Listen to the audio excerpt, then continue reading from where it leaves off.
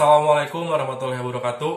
Oke, jadi sesuai janji saya kemarin, saya bilang bahwa orang anxiety itu nggak bisa berdiri sendiri. Terus orang anxiety itu butuh orang yang ngerti perasaan kamu, orang yang ngerti apa yang kamu pikirkan. Ya, jadi ketika saya anxiety, selain bantuan dari hak asuh keluarga, dari almarhum mama, papa, kakak, adik, teman, juga bahkan saya minta tolong sama doi sendiri. Nah, jadi sekarang kita kedatangan tamu ya teman-teman, mungkin ya gitulah ya. Jadi sekarang saya mau kenalin, ini orang yang ngebantu saya sampai saya sembuh dari anxiety. Walaupun emang kesembuhan itu balik lagi ke diri kita sendiri, tapi ada beberapa poin besar, yaitu yaitu support dari teman dan juga keluarga. Nah, saya minta tolong kebetulan sama doi saya, teman-teman ya. Oke, jadi di sini saya mau nanya beberapa poin. Mungkin kamu butuh jawaban ini juga, karena kalau misalkan kamu udah nemu orang yang ngerti perasaan kamu, terus orang yang ngerti apa yang kamu pikirkan, mungkin kamu butuh jawaban dari dia, teman-teman ya. Karena ngebantu banget waktu saya kumat. Ya, itu saya ngerasain sendiri, teman-teman. Oke, jadi sebelum jauh-jauh juga, di sini saya nggak lupa ya, selalu doain semoga kamu itu kabar baik, terus sehat selalu, bahagia selalu, terus jauh dari penyakit. Terus juga terakhir nggak lupa, saya doain semoga kamu itu selalu dimurahkan rezekinya ya. Amin, teman-teman. Oke, jadi di samping saya ini mungkin kamu belum kenal sebelumnya ya. Jadi namanya siapa? Saya lupa. Ya, perkenalkan, nama saya Novi. Novi ya. Oke, jadi dia itu baru wisuda kemarin ya. Jadi selamat ya, kita ucapin selamat bareng-bareng. Dia wisuda pas di 4 tahun dengan dengan gelar sarjana pendidikan ya, kamu tuh ya. Ya, berarti calon guru, teman-teman ya. Amin. Baru wisuda kemarin. Kalau saya sih kapan ya? Kamu nyusul nggak kapan? tahu kapan. Pokoknya ntar lagi. Insya Allah. Amin. Harus cepat ya. Iya, amin. Oke, jadi balik lagi ke pertanyaan pertama ya. Jadi saya pengen nanya, terus juga pasti pengen tahu kan, apa sih saya mau nanya apa ke dia gitu kan ya. Pertanyaan pertama yang paling umum banget ya, yang paling awal banget di video ini, yang pertama, apa pertama kali yang kamu lihat saat aku kena anxiety? Pertama kali itu apa ya sih yang kamu rasain waktu kita ketemu pertama gitu ya, tapi aku udah cemas gitu. Apa yang kamu rasain, apa yang kamu lihat ketika aku cemas? Yang pertama, kelihatannya aku merasa kalau dia itu nggak tahu kalau dia itu cemas gitu. Cuman aku kira dia emang gak enak badan, atau emang waktu itu badannya tuh emang agak anget gitu, demam gitu. Jadi aku kirain, oh mungkin emang lagi gak enak badan aja gitu kan, gitu. Nah terus hingga akhirnya saat itu kan kita ketemu. Sebelumnya kita belum ketemu beberapa lama lah ya, beberapa minggu. Karena saat itu kan aku masih kuliah ya, karena udah lagi ujian ya. Lagi ujian ya. Belum 2 tahun kemarin itu kan. Pas ujian tuh pas lagi pas nyampe psikiater ya. Itu tuh masih jauh. Jadi pertama kali aku lihat kamu panik cemas itu pas waktu dia mau nganterin aku ke kosan.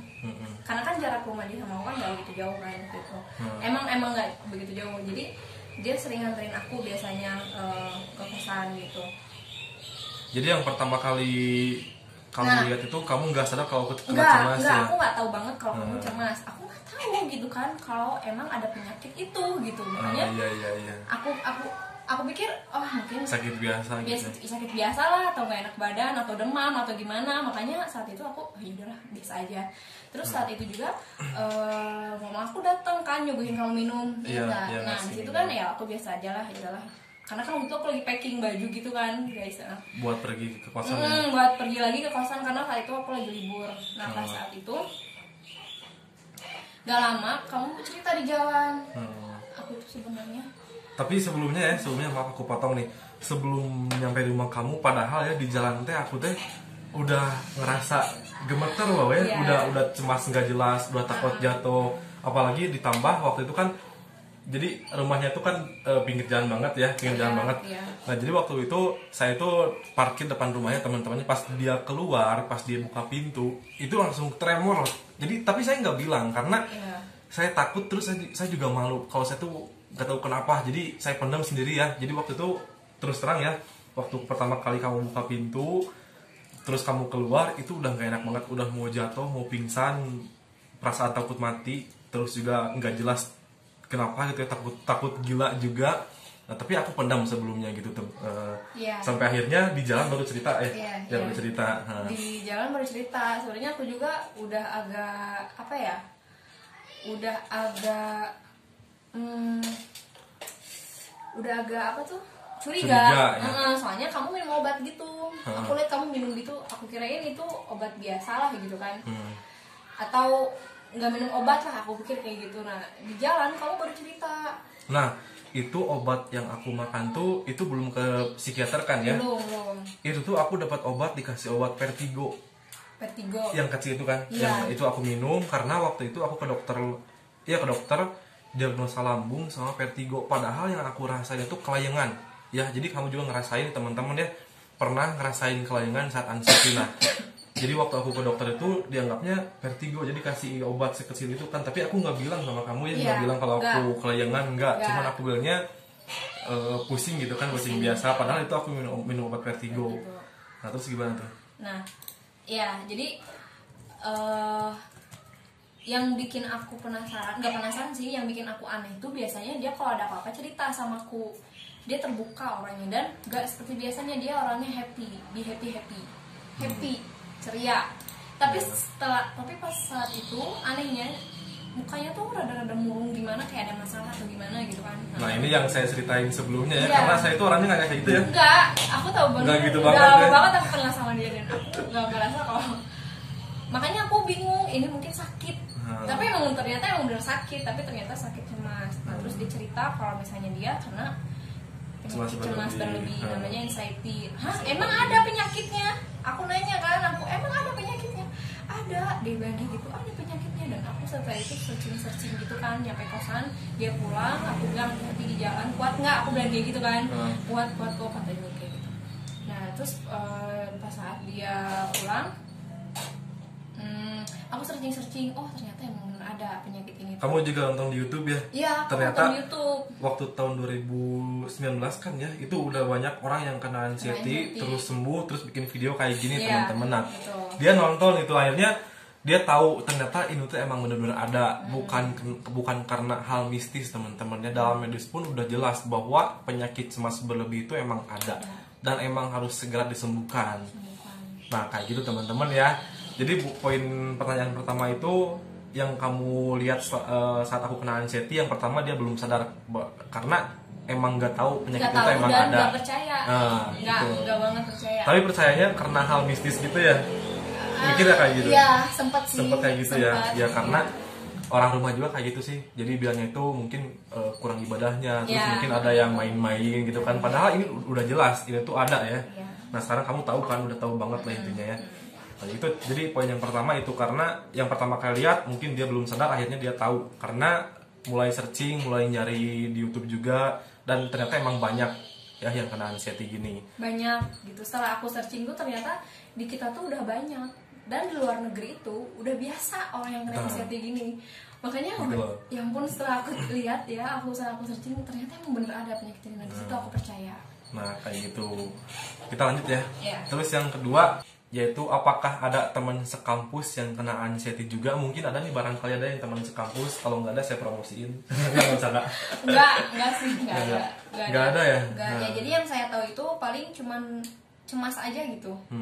Cemas, tapi cemas biasa tuh, nggak sampai berlebih, dan nggak sampai kalau itu emang bener-bener penyakit cemas ini tuh. Berarti wajar ya, dalam artian cemasnya itu cuma sebatas, manusia. di saat ada momen tertentu seperti mau ujian, ketemu dosen, itu normal banget ya. Setahu aku itu doang yang aku tahu. Terus paling mama aku ya pernah bilang kalau dia pernah cemas katanya. Aku tahu itu pas ngedengar kamu kena cemas ini, justru. Nah itu yang saya ceritain di video sebelumnya. Jadi kalau misalkan kamu nonton video ini mungkin kurang paham, karena kamu harus nonton dulu dari awalnya teman-teman ya. Jadi mamahnya kena cemas juga ya. Nah, tapi kena nggak cemas tahu juga. kalau itu anxiety. Karena saat itu waktu tahun berapa mungkinnya belum ada orang yang bikin video tentang anxiety gini, belum ada teman-teman. Jadi saya tahu dari mama kamu ya, sembuhnya itu pakai cara deketin ibadahnya, jaga 5 waktunya, sering-sering baca Al-Quran, deketin diri sama Tuhan. Nah itu mama kamu ngasih tahu ke saya, ke aku gitu ya. Akhirnya aku lakuin, tapi nggak tahu kenapa waktu itu emang lagi parah banget, ngeganggu banget. Jadi emang bukan dibilang kurang sih, enggak, emang itu poin terbesar buat kesembuhan anxiety. Cuman saya butuh tahap-tahap berikutnya gitu ya. Jadi butuh ilmu yang jauh juga tentang cemas ini teman-teman ya. Nah kayak gitu. Jadi balik lagi ke pertanyaan. Jadi kamu belum ada teman yang kena anxiety selain aku gitu ya? Sama sekali enggak. Dalam hidup aku belum pernah nemu ada orang yang punya penyakit ini. Kecuali ibu sendiri ya. Nah, ibu sendiri. Ibu sendiri. Oke, next yang ketiga, kenapa mau bantu aku sampai sembuh? Kenapa sih? Gitu. Karena kesian dong. Kesian karena emang benar-benar murung banget dan dia tuh tiba-tiba takut gitu. Nah dia sering, jadi gini kan biasanya dia kalau misalnya bangun tidur suka chattingan kan, kita chattingan gitu biasa lagi apa atau gimana. Nah kalau ini sekarang dia bilang aku cemas, aku takut kenapa? Aku bilang Dari bangun kenapa? tidur Dari ya, bangun dari tidur, bangun tidur sampai malam mau tidur lagi mau tidur ya. lagi, bahkan dia tetap dia bilang takut. Makanya aku tanya takut kenapa? Pertama yang aku dengar dia bilang takut adalah takut sakit jantung. Sakit jantung. Dari mana kamu harus punya penyakit? Jadi dari mana sih kamu harus punya penyakit jantung gitu kan? Kenapa kamu harus punya penyakit jantung, itu yang aku tanyain. Aku jawab ya. Itu takut doang, kamu nggak ngerasain orang anxiety takut apa ya teman-teman ya? Iya, itu mungkin orang yang kena anxiety kan. Tapi kan beda sama aku yang ngadepin orang yang kena anxiety. Jadi aku tuh gak paham, jadi aku harus gimana? Nah makanya aku bilang gini, setelah aku lihat video sebelumnya, oh jadi orang yang kena anxiety itu gimana sih cara ngadepin orang yang kena anxiety itu? Jadi kita tuh harus bisa nenangin dia, jauhilah bisa Berita negatif jauhi dari berita-berita negatif gitu kan. Terus beri dia support, beri dia apa ya, terus aja lah nasihat-nasihat, masukan yang bisa bikin dia tenang gitu. Aku selalu bilang ke dia kalau gak apa-apa, kamu gak kenapa-kenapa, cuman kamu cemas gak aja ya. Kamu cuman cemas aja. Sering banget kamu bilang kayak gitu, kamu gak apa-apa, cuman cemas doang. Sering banget bilang kayak gitu sampai aku sampai bahkan aku bilang kamu mah lebay, masalah kecil aja kamu takut-takutin. Aku bilang kayak gitu. Hingga akhirnya dia ya udah kenakan gitu lagi. Tapi masih aja ya wajar, karena emang sembuhnya itu aku tahu banget dia tuh nggak sadar ya? nggak sadar tiba-tiba hilang aja. Bahkan berapa minggu kamu berani keluar loh. Berani keluar ya sama aku, karena awalnya dia bilang aku nggak berani keluar, katanya kayak gitu. Tapi akhirnya dia beraniin keluar, tapi ditemenin sama aku tentunya. Cuman itu masih kumat-kumat kan? Iya, tapi masih suka kumat. Dia masih gemeteran. Masih awal-awal masih suka keluar, masih suka kumat. Makin lama kumatnya itu makin jadi gitu ya. Jadi. Terus sembuhnya juga kamu tau lah caranya gimana. Nah jadi buat pertanyaan ketiga ya, kenapa mau ngebantu aku? Karena jawabannya itu kurang lebihnya karena kasihan ya, karena kasihan sama aku gitu kan ya. Oke, jadi makasih banyak ya buat kamu. Terus juga sebenarnya banyak teman-teman deh yang support saya keluar dari anxiety ini, mulai dari almarhum mama, papa, adik, kakak, teman di luar juga banyak, termasuk Avitian itu ngebantu saya buat keluar dari anxiety ini ya. Jadi makasih banyak buat teman-teman di luar yang udah ngebantu saya sampai saya sembuh. Makasih banyak. Sekarang tinggal giliran saya ngebantu kalian ya. Nah di video selanjutnya saya mau ngebahas tentang bagaimana cara ngebantu orang anxiety ya. Ini masih dengan teteh Nopi ya teman-teman ya. Oke, jadi makasih buat kamu yang udah nonton dari awal sampai akhir. Kita doain semoga cemas berlebihnya hilang besok. Amin, terus juga kamu semoga cepat move on dari cemas berlebih. Terus juga kamu udah ada keinginan buat mencoba hal baru teman-teman ya, karena emang itu satu caranya ya. Jadi biar move on, biar nggak keinget mulu, biar nggak muter di kecemasan mulu, kamu harus punya hal baru. Ya, kayak gitu. Kayak yang terakhir saya doain juga semoga sehat selalu, bahagia selalu teman-teman ya. Oke, terima kasih. Assalamualaikum warahmatullahi wabarakatuh.